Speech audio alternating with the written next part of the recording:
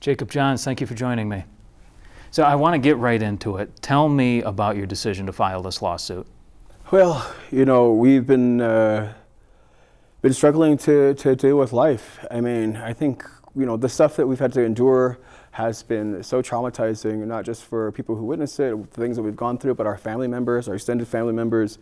And it's just been this onslaught of trauma that's just nonstop going on. And, after the criminal case has been settled and everything, we still are left with wanting justice. And trying to find what justice means in this world is really important, especially now in this day and age. And, when we look at the layers of corruption that were taking place that led up to the incident, it needs to be exposed. And the general public needs to know that these things are taking place in their community. I mean, that's the bottom line. We need to let people understand that these things continue to happen, and they're an extension of settler colonialism that continue to perpetuate genocide to this day. And we have to stand up for each other.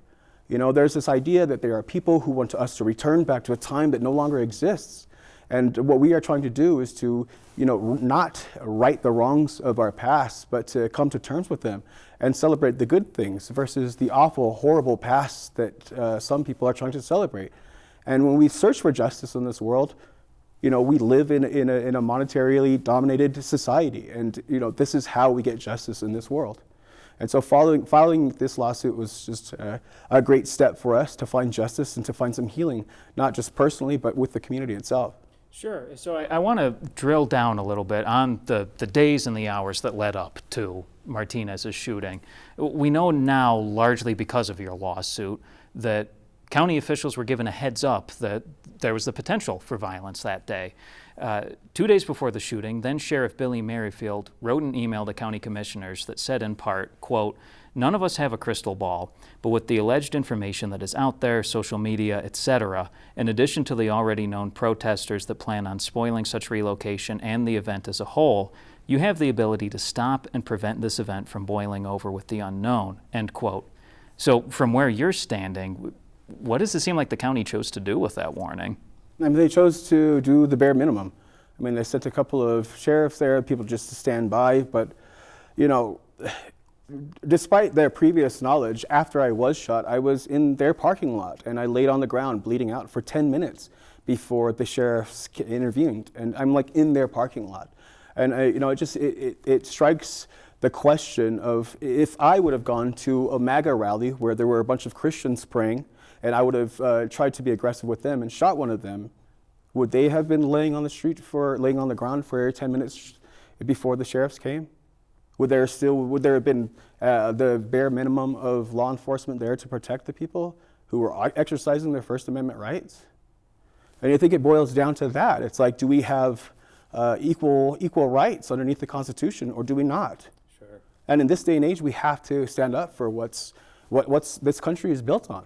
And if we are not afforded the equal rights as other people, then that needs to be brought to the general public's knowledge. And we need to really shine a light on this darkness that is cast upon our entire country. So on that morning when a crowd had gathered in Espanola for a prayer ceremony and in part, right, celebration that the county was postponing the installation of this statue. Oñate, of course, is infamous for his violence against indigenous people. Did you feel at all that there was any sort of risk of violence happening that day? No, I mean, I wouldn't have ever thought that somebody would have shown up. And I was actually shocked to see counter protesters. I mean, what are you here for? You're here to celebrate genocide? You're here to, this idea that there are people out there that want to celebrate this fabricated past that celebrates one person over another or one demographic of people over another. It's just, it's an awful tragedy that we have to deal with on a daily basis. So dealing with the specifics of your lawsuit, I, as a reporter, have covered the criminal justice system for a number of years, and it's not very common that you hear about a civil rights allegation over the absence of police, right? What do you think should have been done differently that day? And I think you alluded to this a moment ago, but I'd like to explore that a little more. I mean, it's right there in the letter that was written by the sheriff.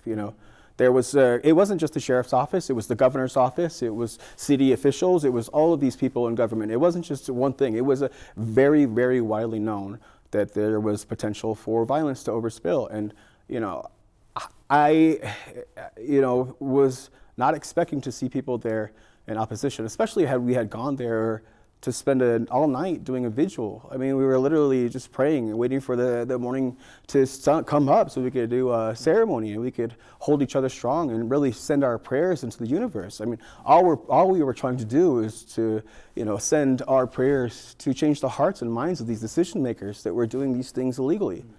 And with what was taking place, and you can see in the lawsuit, the layers upon layers of corruption that led up to this incident. And it all could have been prevented if those police officers would have done their duty and been there. They had asked Ryan Martinez specifically to leave because he was being aggressive, he was doing all these things.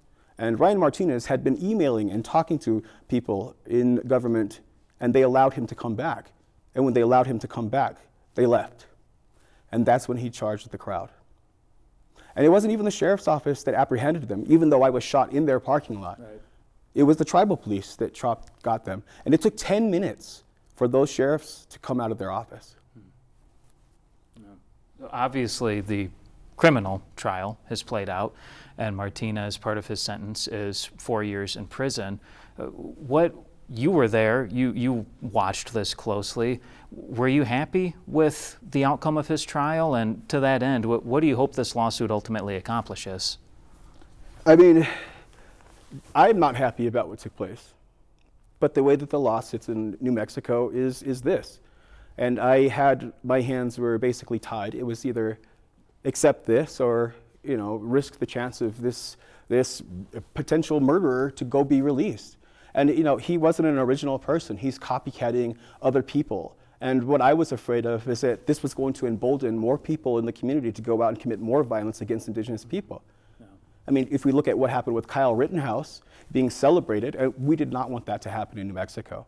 And so the 4 years, we know that he's off the streets, we know that our people are safe, and we know that a crazed maniac who tried to kill people is locked up.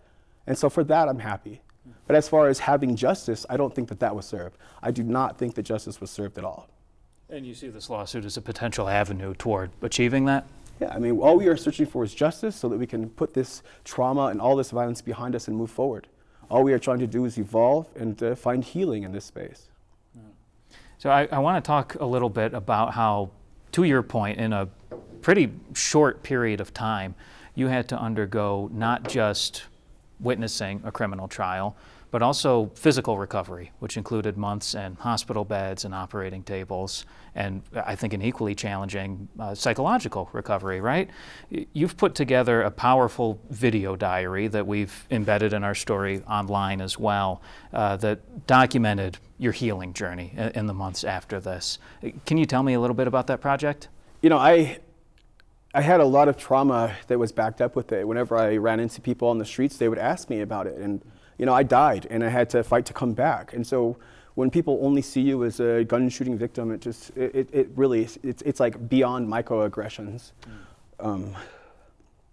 Sorry, I lost my train of thought. Can you repeat the question? Yeah, I'm just wondering, putting together this video diary of your healing journey, what was the significance of that to you? Yeah, I mean, so I had all this footage, I had all this awful things, and I wanted to get it out of my body. It was driving me insane. I mean, the physical stuff is one thing, but like when you look at it and you look at the physical stuff, I had to get it out. And I didn't do this for anybody, I did it for myself. I had to get the pain out. And when I showed it to people, they were like, hey, that one portion was a little graphic when I had to pull the packing out. But that was a very, very small amount, a very, very small taste of what I had to endure. And the surgeries were one thing, but the ongoing strains that I had in my abdomen were awful. I mean, I would get them caught on things and they would yank. I could feel them rubbing against my internal organs as I slept every single time I coughed. I mean, it was awful. And I had to go through airport security with drains in my head. What is that, And this idea of trying to heal was like something else. My body had mended. I'm still missing organs and all of the things. but mentally I had to let somebody know what was going on. I had to get it out of me.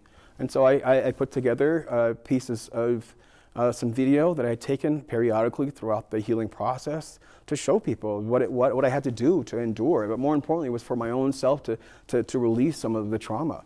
I can't really be descriptive about what it looks like. I'm so exhausted talking about being a victim of this fascist who tried to kill me. What I wanted to do was be able to say, yes, this happened, I acknowledge it, and this is how I'm going to try to push past. And the physical stuff has subsided for the most part. I still have ongoing stuff, but it's the mental strain that has really been affecting me lately, that has put a lot of weight on life. And that's, how do we find justice in that? How do we find justice if they say that my life is only worth four years? Yeah, right. So I think that I want to circle back to your lawsuit to that point. You filed this under the New Mexico Civil Rights Act, which is a relatively young law. It was crafted in the aftermath of George Floyd's murder and has only been on the books since 2021. We don't have a whole lot to go on in terms of knowing which rights this law recognizes, right? So I'm wondering, why did you choose to file this in state court? Well, I think us filing in the state was mainly about making a statement to the community. We have to make this local and amplify this local. How do we find healing locally if we take it somewhere else? And I think that was ultimately the initial thought behind it. And this idea of qualified immunity is still up for debate. It's up for debate in other places, but in New Mexico, I think that the legislators who enacted this have had some foresight and have the public interest at their best interest at hand, and thinking along the lines of what this means and how it was brought forth. I hope that this will help set a precedent for those who follow after me. And more importantly, that it sends a clear message to law enforcement that you need to do a better job, especially when you have repetitive foresight about impending violence and then be indifferently ignorant in spaces that, have massive effects on a lot of people. Well, Jacob Johns, again, thank you for joining me. Really appreciate your time. Thank you.